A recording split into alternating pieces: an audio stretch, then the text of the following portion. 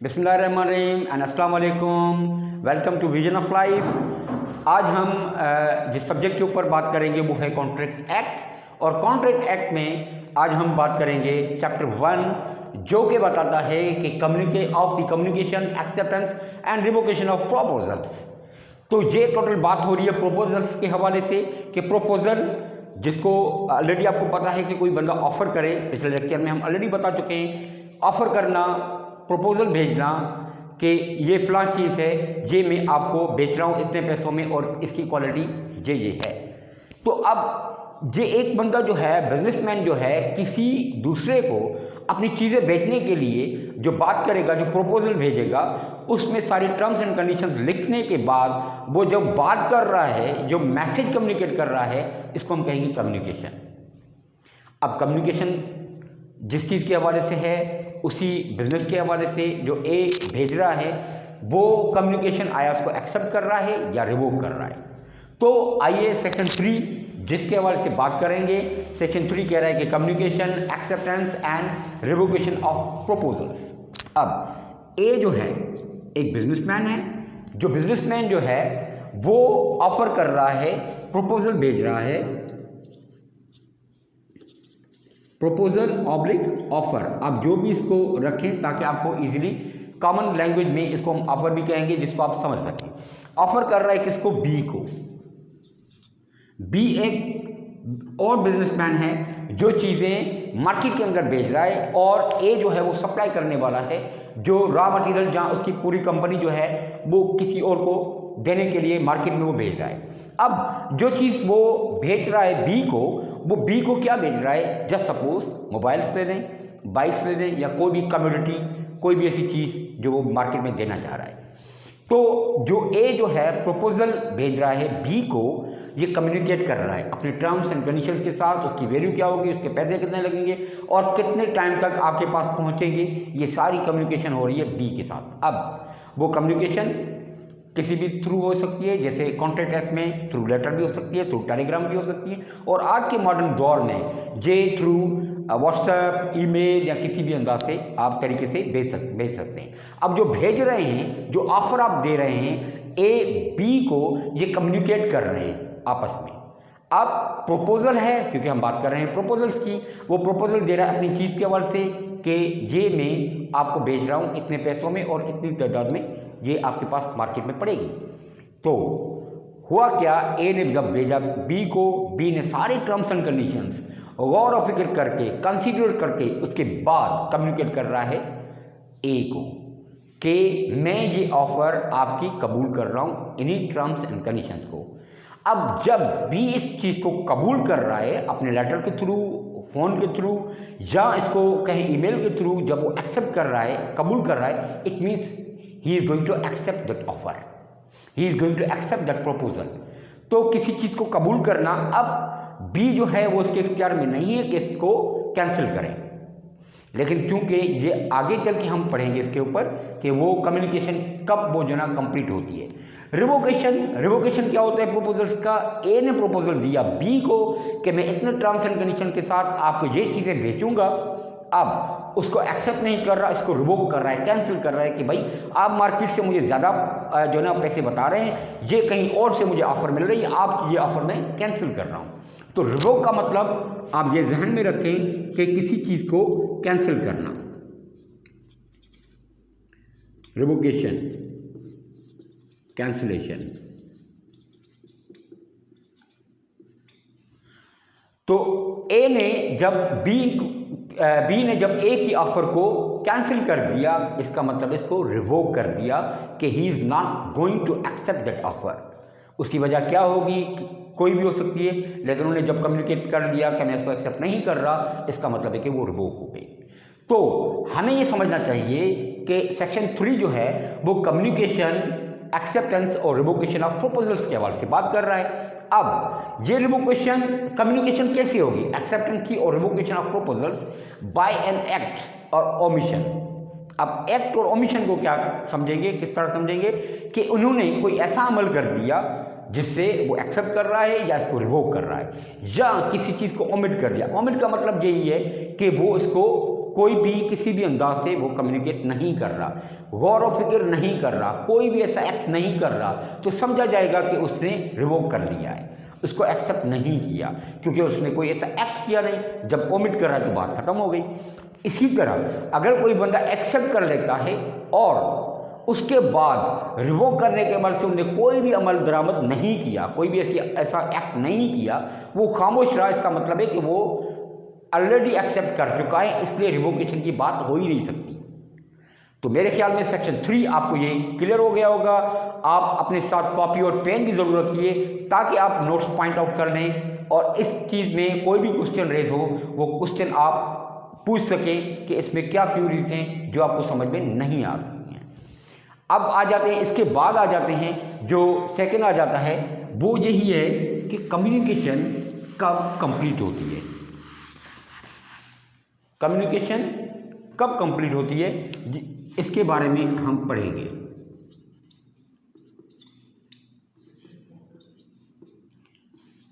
और ये चीज़ जो है वो सीधी बात है, सेक्शन 3 हम ऑलरेडी पढ़ चुके हैं, तो ये बात आएगी सेक्शन 4 में, जो कि आपको ऑलरेडी मालूम होगा। जो लॉ के स्टूडेंट से यकीनी तौर पे उनको तो मालूम होगा कि सेक्शन 4 जो है वो क्या कह रहे हैं। तो सेक्शन 4 जो आ गया वो आ गया कि कम्युनिकेशन व्हेन कंप्लीट। अब कम्युनिकेशन व्हेन कंप्लीट जो है वो तभी होगा जैसे ए ने ऑफर की, प्रपोजल भेजा बी को। जब उन्होंने ऑफर भेजना शुरू कर दी और जब बी जो है वो रिसीव कर रहा है, ए ने थ्रू लेटर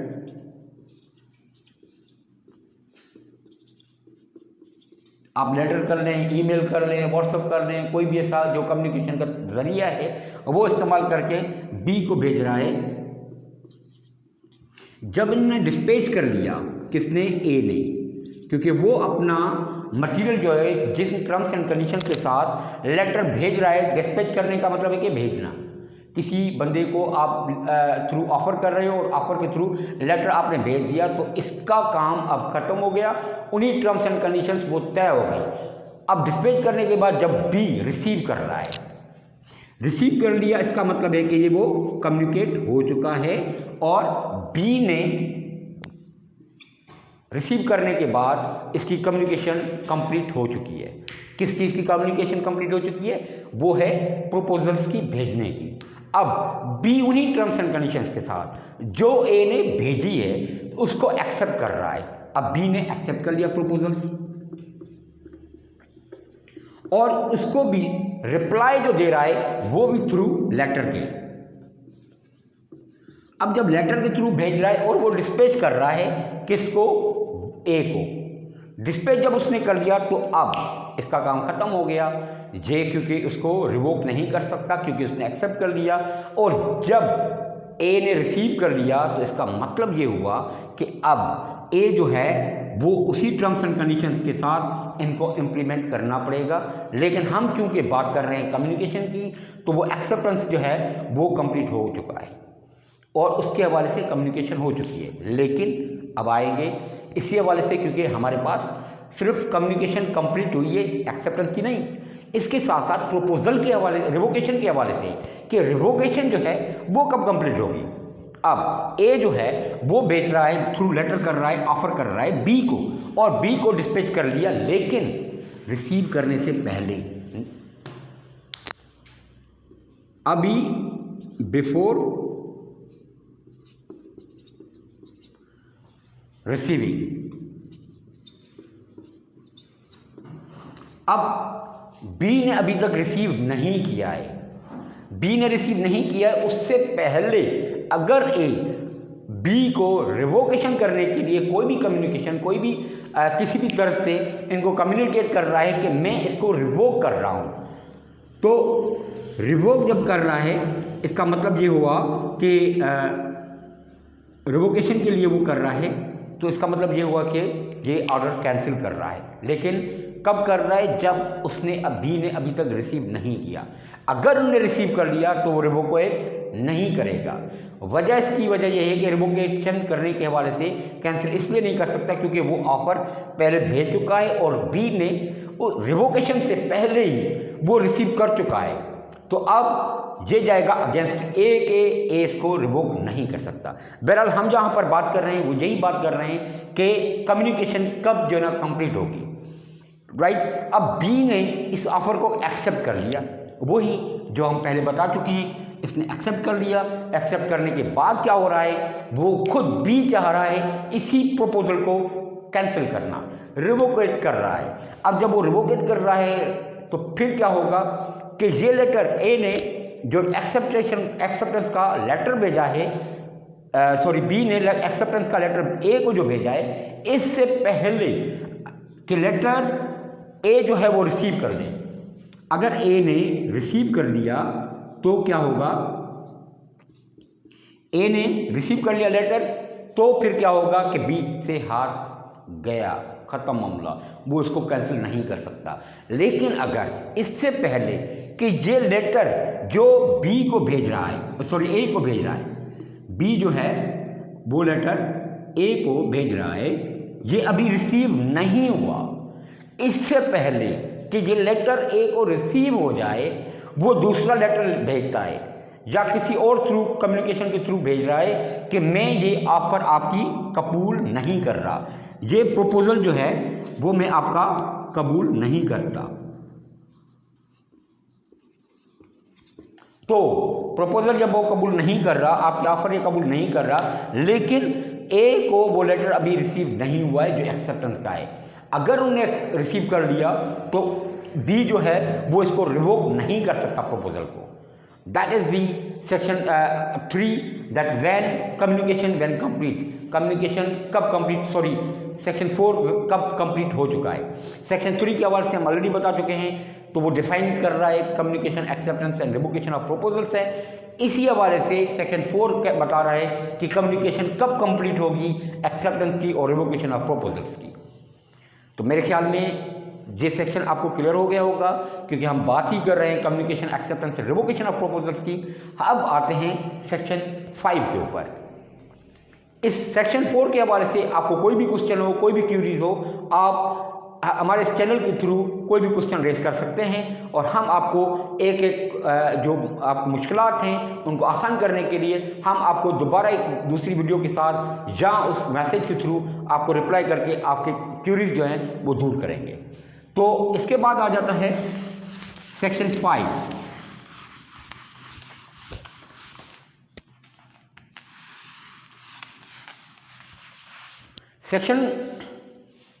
सेक्शन 5 जो है वो ये हो रहा है कि revocation of proposals and acceptance.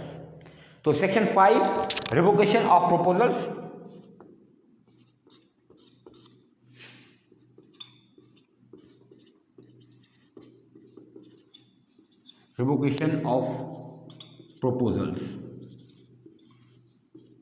And acceptance.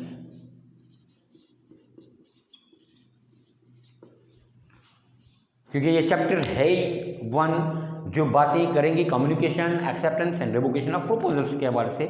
तो इस चैप्टर के अंदर दायरे में इन्हीं 3 टॉपिक के ऊपर ही रखेंगे ताकि आपको बता सकें कि चैप्टर जो है जो भी है आप टॉप पे जो इनका चैप्टर का जो इंट्रोड्यूस है, जो टॉपिक है, उसके ऊपर गौर व फिक्र करेंगे तो ऑटोमेटिकली आ जाएगा।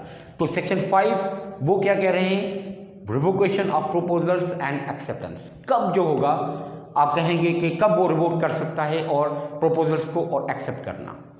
अब रिवोकेशन लफ्ज़ की मीनिंग है ही आपको मैं बता चुका हूँ, कैंसिलेशन।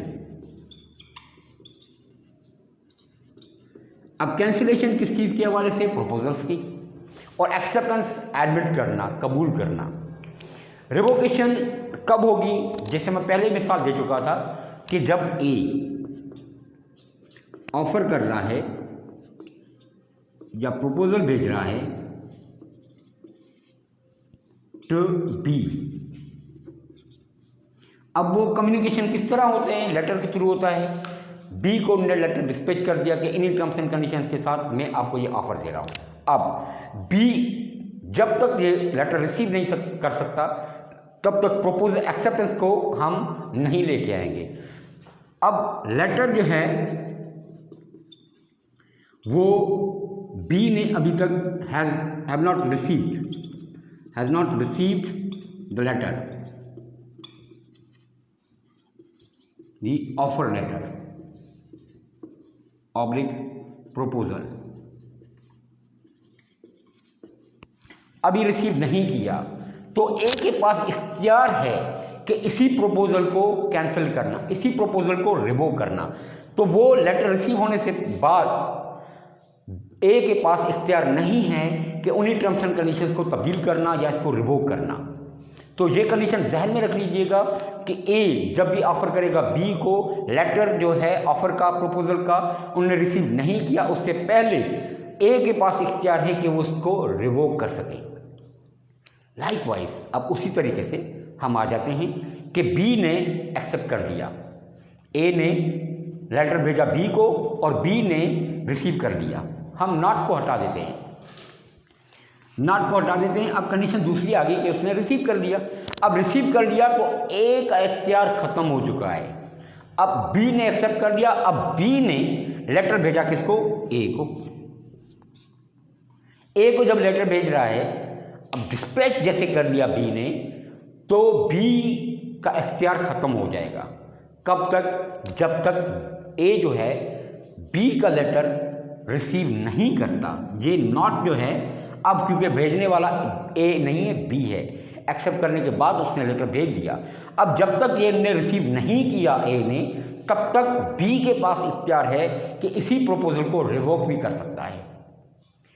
क्या कर सकता है? रिवोक कर सकता है। अब रिवोक करेगा ए का, लेकिन लेटर पहुंचने से पहले।